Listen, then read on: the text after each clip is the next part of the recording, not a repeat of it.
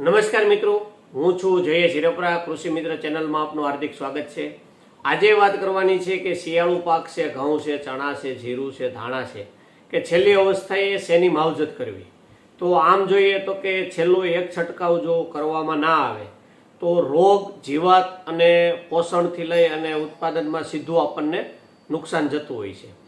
રોગ જીવાત માટેના તો આપણે રેગ્યુલર છંટકાવ કરતા હોઈએ છીએ, માહિતી પણ આપતા હોઈએ છીએ. આપણને ઈયળ દેખાય કે મોલો મચ્છી દેખાય તેનો ઉપયોગ કરતા હોઈએ.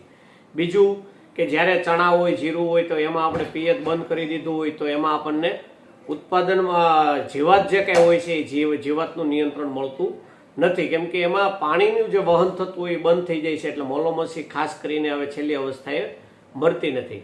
ઈયળ હોય તો ઈયળમાં આપણે ઇમામેક્ટિન બેન્ઝોઇટ છે, ક્લોરાનેન્ટ્રીપ્રોલ છે કે ડેલ્ટામેથ્રિન છે કે આવી કોઈ પણ જંતુનાશકનો ઉપયોગ કરીને આપણે નિયંત્રણ મેળવી શકીએ છીએ.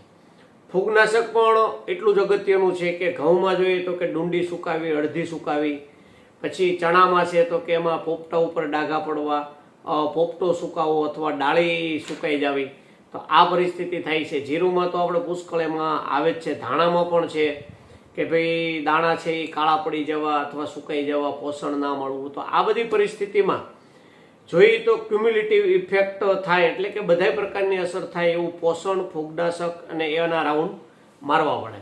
હવે ફૂગનાશકની વાત કરીએ તો આમાં આપણે અગાઉ પણ જે જણાવતા હોય એમ એઝોક્સ્ટ્રોબિન પ્લસ ક્લોરોથેનોલિન એટલે કે એઝોમસ છે એ પંપે 40 મિલી રાખી અને છંટકાવ કરી શકાય. ત્યાર પછી એઝોક્સ્ટ્રોબિન પ્લસ ડાયફેકોનાઝોલ એટલે કે સ્ટ્રોબિન જે છે એ પંપે 25 થી 30 મિલી રાખી અને છંટકાવ કરી શકાય. તો કે ઘઉંમાં જે ડુંડી સુકાવાનો પ્રશ્ન છે, ચણામાં જે એસ્કોસાઇટા બ્લાઇટ એટલે કે પોપટામાં ડાઘા પડવાનો પ્રશ્ન છે, જીરુમાં ચરમીનો પ્રશ્ન છે, એમાં આપણને પરિણામ મળે છે. ત્યાર પછી આપણે પિકોક્સિસ્ટ્રોબિન પ્લસ ટ્રાયસાઇક્લેઝોલ એટલે કે ટ્રાઇઝોલ જે છે એ પંપે 40 મિલી રાખી એનો પણ છંટકાવ કરી શકાય. આ બધા મોલિક્યુલ છે એ ઊંચા મોલિક્યુલ છે કે જ્યારે આ બધાના 60 રૂપિયાથી લઈ અને 80 રૂપિયા સુધીનો પંપ પડતો હોય છે. જ્યારે મેન્કોજેબ પ્લસ મેટાલેક્ઝિલ છે એ બધા આપણને 35-40 રૂપિયાનો પંપ પડતો હોય છે. અને પાછી મેન્કોજેબ પ્લસ કાર્બેન્ડેઝિમ છે એ 25-30 રૂપિયાનો પંપ પડતો હોય છે. તો આવી રીતે જે અનુકૂળ આવે, જેવું આપણને પાકની કન્ડિશન લાગે એ પ્રમાણે આપણે આનો ફૂગનાશકનો ઉપયોગ કરવાનો થાય છે.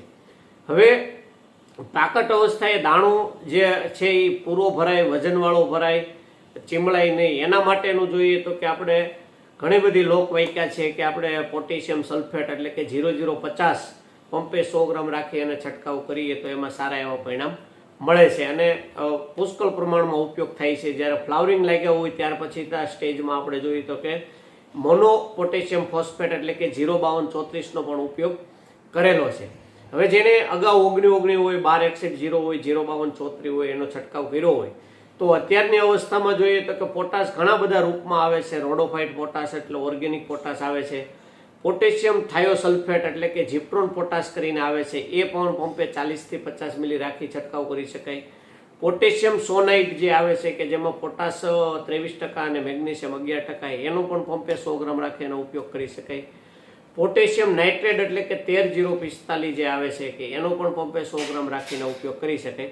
આમાંથી કોઈ પણ એક પોટાશ છે એ લઈ અને ઉપયોગ કરી શકાય. હવે આ થયું આપણે મુખ્ય તત્વમાં, મેઇન તત્વમાં. ત્યાર પછી ગુણ તત્વ અને સૂક્ષ્મ તત્વની પણ જરૂરિયાત હોય છે. હવે ગુણ તત્વ અને સૂક્ષ્મ તત્વની વાત કરીએ તો કે calcium nitrate fortified with magnesium એટલે કે જે બદામ કરીને આવે છે એ પંપે 40 ગ્રામ રાખી અને છંટકાવ કરવામાં આવે તો એના પણ પરિણામ સારા મળે છે.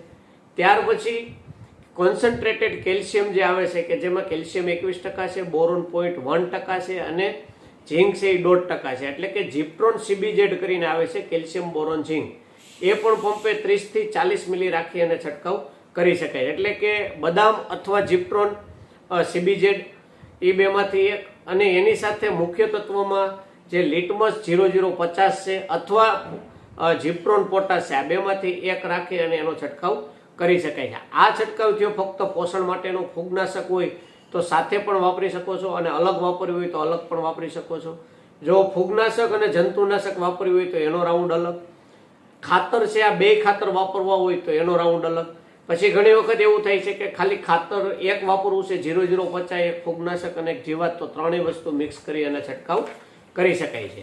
બીજી વાત કરીએ તો કે બીજી વસ્તુમાં એવું છે કે આની સાથે કે ઝાકળ આવતો હોય, ઠાર આવતો હોય અથવા દવા વેસ્ટેજ ન જાય એના માટે સિલિકોન બેઝ સ્પ્રેડરની ઘણી બધી વખત આપણે ભલામણ કરતા હોઈએ છીએ કે આ પંપ આખો ભરાઈ જાય ત્યાર પછીથી પંપે 5 મિલી રાખી અને જો એ મિક્સ કરવામાં આવે તો જે પાણીનું જે પૃષ્ઠાંશ છે એને ઓછું કરી અને દવાને જે છે એ પાનમાં એક સરખી પ્રસરાવે.